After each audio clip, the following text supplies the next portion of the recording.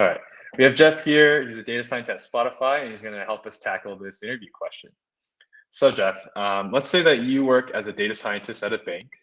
You're Mhm. tasked with building a decision tree model to predict if a borrower will pay back a personal loan they are taking out.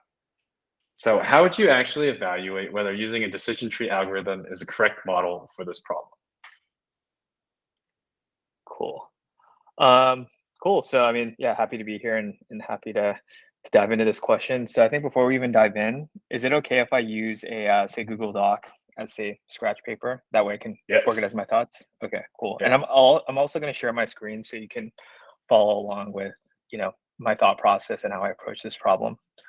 Okay. Okay, so I just want to make sure I understand the question correctly. So I'm a data scientist at a bank, and I want to predict if a borrower will pay back a personal loan that they're taking out. And I guess like before we even dive in to me answering the questions that you laid out, I just want to kind of make sure I understand the whole business context with this question, and I'm just going to talk out loud as I'm thinking through this. So I basically want to predict if a borrower is going to pay back their loan, mainly because that can help us with one pricing the loan, so Yeah. we can price it at say at different interest rates. And this would actually have a direct impact on how much revenue the the bank will make. And then the other reason why we want to make this prediction is we can't just can't give a loan to everyone. We need to be selective Yep. in order to be able to make a profit. Okay, so a few questions I have is are there any like specific goals that the bank is targeting? Like, hey, is the bank really trying to grow the business, or is the bank trying to be profitable? Any context there? Yeah, so I think one could be that I think banks are generally pretty risk averse, and so they're looking for probably stable payments and interest rates back. So I think that's like probably a key insight that we can take from this. Okay, so then I think from a business perspective, we want to focus on profitability. Yep. So just translate this requirement into like what we were going to do for our solution later.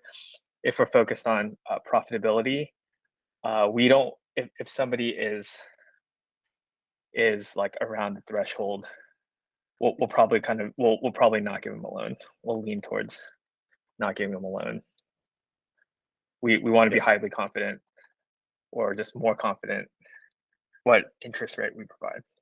So just thinking this out loud, let's say like we predict somebody is very high chance of paying, or if somebody's around this 50% mark, we'll be more conservative Hmm. versus if we're focused on growth, then we might lower that bar a little bit. Okay. Okay, cool. I think that gives me some good context.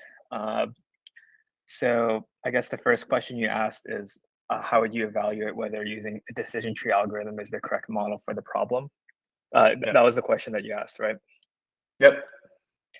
I guess like one more question I have is there any like reason why whoever was giving me this question, they assumed it to be decision tree, or this is just like a randomly chosen algorithm to have me start with? Yeah, so I'd say it's probably like a randomly chosen algorithm. I would say that maybe things were done this way before at the bank, and so it's more so like how would you evaluate, a decision tree versus maybe other algorithms potentially. Okay. When does a decision tree, perform better? Potentially, Okay. does it perform better specifically in this context?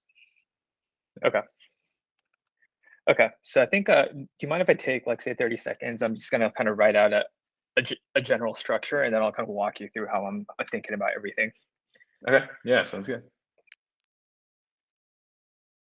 Okay, so I think the way I would approach this first is I think that the main question I want to know is what does the current model look like? What's the quality of performance here? And in order to answer this question of quality performance, we need to establish what the target metric is.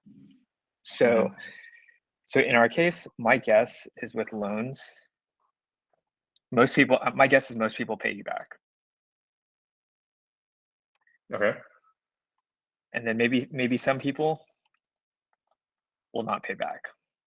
Yep. Guessing maybe like 5%.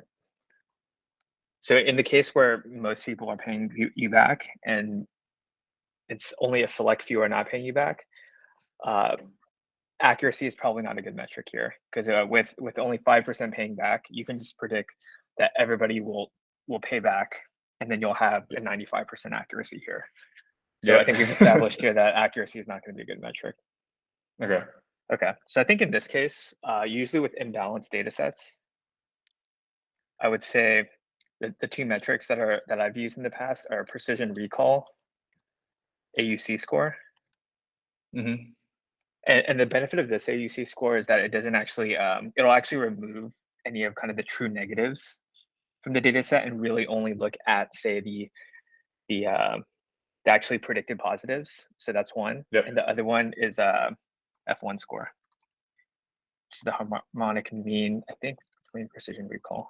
So this one is very similar, except it's more of a static score. So precision recall will actually look at every threshold. This is only looking at a single threshold. However, I think from a communication perspective, most, say, non-technical stakeholders won't actually understand what these mean. So what I'll also actually do is actually still look at accuracy, but we're not looking at absolute accuracy. We're going to look at relative improvement. So for example, if the accuracy was 95%, we want to model that if it was like 97%, right? We want to see plus 2% here. Gotcha. Absolute, or 2 out of 95. And that's about plus 2.1% relative. That way we both have metrics that will help us measure the quality of the model, and we'll also have metrics that we can explain to stakeholders as well. Okay. So is this just for testing the accuracy of the current version, right? Yep, exactly. So, well, I think that this app's accuracy one will be more for when we want to improve upon the current solution. We can have some sort of baseline to say, okay, we've made a 2% improvement or a 5% improvement. I think the first two will be a good way to just test where things currently are. So yeah. So I think the next step here, once we've established our metric, is we want to establish a baseline. So the baseline here will just be the current model that's in production, which is a decision tree. Okay, so your question was asking, how would you evaluate whether the decision tree algorithm is the correct model for the problem? Okay, so I think when thinking about the solution, I think the first thing we need to do is evaluate the decision tree. Yeah. So when thinking about what models to select for a specific problem, I usually kind of think about 4 to 5 different factors. So I think the first one is interpretability. Do we need to explain these predictions? Explain these predictions. The other thing I'll look at is how much data, historical data we have. I also want to look at productionization. How difficult is it to put this model into production? Yep. And then I'll also want to look at how accurate the model is, accuracy. And this is usually just informed by my prior experience on generally certain models perform better than other models. So usually I'll want to look at these 4 different dimensions. So I would say on the decision tree side, generally pretty interpretable, scores well on interpretability. I think this knowing how much historical data we have, I think if we have a lot, decision trees is not a good fit, because if we have a lot of data, decision trees are very prone to overfitting. So if we have a lot of data, a lot of features, we grow a very, very deep decision tree, very, very likely to overfit. So typically a random forest would be a good way to correct for a decision tree overfitting. So generally with smaller data sets, if we don't grow the tree too deep, then I might feel a little bit more comfortable with the decision tree. Gotcha. Cool. Productionization. So in terms of like prediction speed, decision trees aren't too bad. It only needs to go through the tree once. If we're using something like a random forest or a gradient boosted tree, maybe it may take a little bit longer. So it depends on how much latency requirement we have with this model. I'm guessing with the loan prediction, somebody could submit an application, wait a day, and then so we probably don't have a super strict latency requirement here. Yep. And the last one is accuracy. So historically, from when I've used decision trees, accuracy was not, it's not great. It's highly, it's like I said before, prone to overfitting, which means that the model won't generalize Gotcha. well to out of sample data. Cool. Yeah, I'll pause right there. Any questions on how I've evaluated the viability of this decision tree?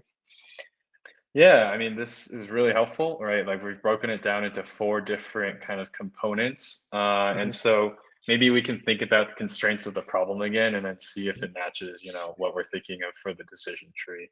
Cool. So, specifically, let's say that as a bank, you need to give every person like a reason why so interpretability is going to be really high for this ratio, maybe because of laws or different kinds of anti-discrimination policies or something like Mhm. that. And so, if we're saying like that's a constraint and that we have to give interpretability in some form, is decision tree probably still like the best option? And assuming that we have historical data, productionization doesn't have to be a big issue, and then accuracy is obviously probably something we have to consider. Got it. So, okay, so just to make sure I understood that, what you're saying is that we need to be able to explain our predictions to our customers and explain why we say rejected them for a loan. Is that right? Yep. Okay. Okay, so I think in that case, decision trees it could still work. I would say the main thing is we want to know, I'd want to know how granular do we need to make this explanation. Can we kind of give a directional, say, hey, these are the three things that we think are the reason why we're rejecting your loan? Or do we need to be very precise? Do we need to be able to say, like, because of XYZ that reduced your loan probability by like 40%, therefore we're rejecting your loan. So yeah, any information there on the granularity of the reasons that we're giving? Probably the former, so it doesn't have to be that granular. Yeah. Okay. Okay. Okay. So I think if it doesn't have to be like super precise, I would probably recommend using a different model. So I think the first one that comes to mind that I'd want to try, actually, let me make sure I answer your original question. Okay, so actually, yeah, before I even go into that, do you want me to talk about, say, other models I'd want to try? Or do you want me to talk about just say, hey, if I were to move forward with a decision tree model, what would I need to consider? Yeah, let's tackle the first one really quickly and then let's move to the second question. Yeah. Okay. Okay. So I think the first thing I'd always want to try with after a decision tree is a random forest. I think historically, usually more accurate than a decision tree. And I think the core benefit why I would try this one first is that it would solve for this potential overfitting problem. And it Hmm. solves for this overfitting problem by actually growing a lot of weak decision trees in parallel and essentially taking a majority vote. So each of the decision trees is essentially a majority vote. And therefore, we're kind of adjusting, we're using, say, a lot of decision trees to kind of make up for that problem of overfitting. And I think to your earlier point of needing some explanation, the other benefit is that random forest can actually give us a feature importance plot. The thing I'll caveat with this, though, which is why I asked about granularity, is that a feature importance plot, the actual numbers are very difficult to interpret, but the order of the features are generally pretty explanatory. So if we want to figure out the top three reasons why we might have rejected somebody's loan application, a feature importance plot might be able to give us that insight. But if we want to know to the exact contribution of that feature or the exact reasons why we scored them at 40%, this might be a little bit more Hmm. difficult with the random forest. There's a lot of other techniques that actually might be able to help there, but like SHAP, but I won't get into too much detail there unless you'd like me to get into more detail there. No, that's okay. We can move Okay. on. Okay. Cool. Yeah, Do let's you say want me we to talk? move forward. Mhm. Yeah, with the decision tree model instead. And then specifically with it, how would we evaluate performance? And I guess you kind of talked about that already, but how do we do that Mhm. before and after training the model? So I think typically the most basic way before actually like releasing this model is using cross validation. So the basic way of doing this is just a train test split, and usually 80% goes to the training, 20% goes to the test. And then we can evaluate the accuracy or like the PRAUC or F1 score on this 20%. So I personally, like, because I know that a decision tree has a high likelihood of overfitting, a couple additional things I like to do is actually maybe have an untouched holdout set. So maybe we do 70% to training, 20% goes to the test, and maybe we keep 10% as a separate holdout set that we don't touch at all.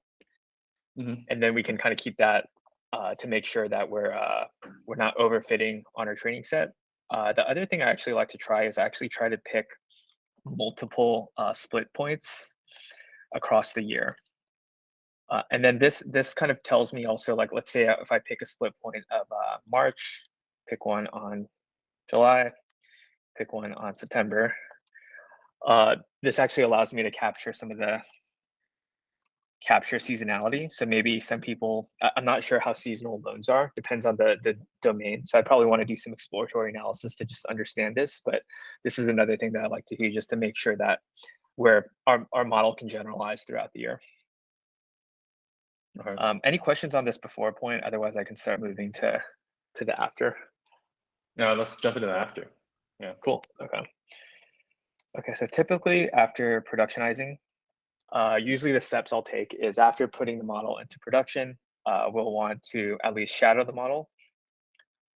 And what shadowing the model means is we want to just look at predictions, examine predictions in real time to ensure the distributions of our real-time predictions is equal to what we saw in the training steps.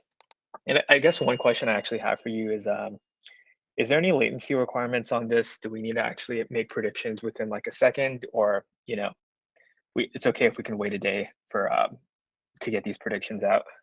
Yeah, let's say that we can wait probably a few hours to a day. Okay. How does that change things? Okay, so I think if we can wait a day, then I think we can just productionize this as a batch process. So we can just create a nightly ETL job and run this every night. If we actually need to get this out, maybe in less than an hour, then we might actually need to productionize it as a service or API. And then usually the typical API is REST APIs. So we actually will need to turn this into a service, make sure whatever product we need that we're building that wants to use these predictions can actually like ping this service, and we can give them a response quickly. So I think it doesn't sound like it's too strict though. So it doesn't need to be super optimized, but if it needed to be really optimized, we'd have to apply more, say, engineering horsepower to getting it faster. Cool. Okay, so I think usually if the shadowing is okay, I think usually the next step after shadowing the model is to actually launch an experiment. And then usually we would typically, I think in this case, I'm just gonna think out loud. Actually, do you want me to go into details on how I would set this experiment up, or do you want me to kind of just talk through this at a high level? Yeah, let's talk about how we launch an experiment. So let's say that you're doing this for the existing bank, right? Like how would you launch it right away, or would you do like a small percentage? Yeah, so I never launch it to 100 right away. I think what I would probably do is use standard A/B test experiment design. So I think what I would probably do first is set up the target metric. So if our goal is to increase profitability, right, we want to, that's the metric that I'm going to measure in the experiment. Then what I'll do is say, I think that thinking out loud here, if we look at the assumptions of an A/B test, independence, normal distribution, and then so on the independence side of things, and oh yeah, the other one is randomization. So independence. So the good thing here is that with this test, basically, if I give you a loan based off one model, that doesn't really affect whether I give the decision you make if I give somebody else a loan. So in this case, the independence assumption does hold. And then with the normal distribution, as long as we have enough samples, we can allow the central limit theorem to take effect. So we probably want to just do, say, some power analysis to make sure we can detect the effect. And the third one is randomization. So I think depending on what experimentation platform we have, we want to just make sure that the treatment and control are evenly balanced. And typically the way to check this is to pick unrelated covariates and check the means. And if the means are generally the same for something unrelated, so typically you'll pick, I think in this case, gender and age could affect the experiment. But like typically in other experiments, you could pick gender and age. But I think in this case, I might not actually pick gender and age. But that's how I would check randomization. Gotcha. Yeah, then I would do a power analysis to kind of figure out how many samples I need.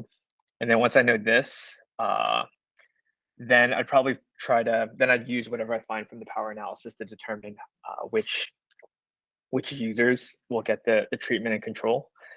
And what I'd probably start with is a single market, run the experiment there. If it looks good, then I'll just start rolling it out to a larger set of the population. Nice.